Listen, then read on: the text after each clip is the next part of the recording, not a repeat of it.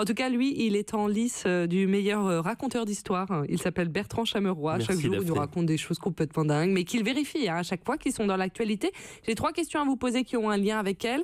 Est-ce que vous avez déjà regardé le jeu Slam sur France 3? Regarder, c'est beaucoup dire. Je vois ce que c'est. Oui. Bon. Mais j'ai pas vraiment Je pourrais regardé. pas vous expliquer les règles du jeu, mais regardez pas un Il y a des lettres, Il y a des mots croisés à la Je sais télé. que ça Il y a marche des très lettres, il y a bien. des couleurs. On embrasse Cyril Ferraud. Est-ce que vous avez déjà respiré du cirage? C'est bizarre ces questions. très Moi, je les bizarre. découvre aussi. Ouais, hein, ouais. Je voilà. suis pas très cirage, donc non, ça me dit rien. Est-ce que vous avez déjà envoyé un fax? Oui, ouais, j'ai travaillé dans une entreprise à une époque. C'est hyper vintage, C'est- mais ça vous est arrivé. Ouais, j'ai envoyé des fax. Alors écoutez bien ce qui suit. On est bon. Bonjour la France. What the fuck? Vous nous emmenez où, Bertrand? On part en Allemagne. Ok.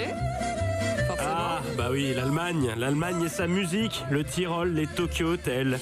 Son look avec les Birkenstock chaussettes et sa gastronomie, le schnapps, la choucroute, les bretzels et la pizza. Vous avez dit beaucoup de clichés, mais Bertrand, la pizza, c'est pas allemand. A priori, je crois que c'est italien. Hein. C'est ce que je pensais aussi, Daphné, jusqu'à ce matin. Mais la pizza est depuis peu une spécialité allemande. J'en veux pour preuve cette histoire, direction Dortmund. Il y a quelques jours, Guido, un avocat allemand, arrive à son cabinet sur les coups de 9h.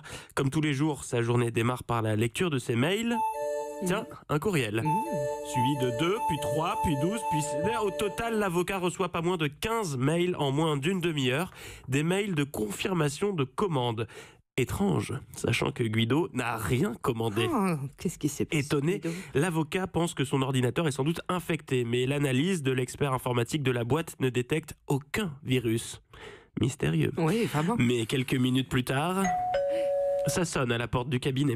C'est un livreur de pizza qui apporte à Guido plusieurs dizaines de boîtes de Quattro Formaggi, de Regina et de Calzone qu'il n'a pourtant pas commandé. Plusieurs dizaines. Le calvaire de l'avocat ne fait que commencer. Les jours s'enchaînent, et les confirmations de commandes s'accumulent dans sa boîte mail. Mais non, c'est pas possible. En 2 semaines et demie, plus de 100 pizzas lui sont livrées. Excédé, il décide de porter plainte, mais l'enquête menée par la police locale ne donne rien. Au bout du rouleau, il a déclaré au journal local: c'est vraiment très énervant. On ne peut pratiquement plus travailler. Alors pour tenter de retrouver un semblant de sérénité, Guido a été contraint de mettre en place un filtrage de ses mails et de désactiver son téléphone portable. Pas pratique pour bosser, mais ça n'a pas empêché les commandes de continuer à affluer à son cabinet. Et ces derniers jours, elles ont varié, puisqu'en plus des pizzas, l'avocat a reçu des currywursts, de la nourriture grecque et des sushis.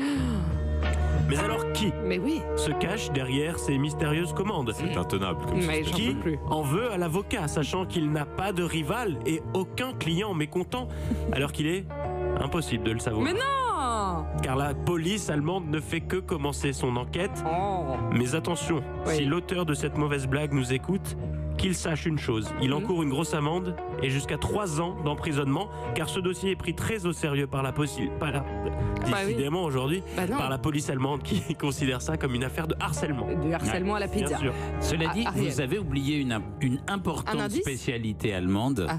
Qui est le doner kebab. Ah. Car les gens ne le savent pas, mais le doner kebab comme sandwich a été inventé à Berlin dans les années 70. Eh ben voilà. Et ça, les gens doivent le Ariel savoir. Wiesmann. Merci pour ce point historique.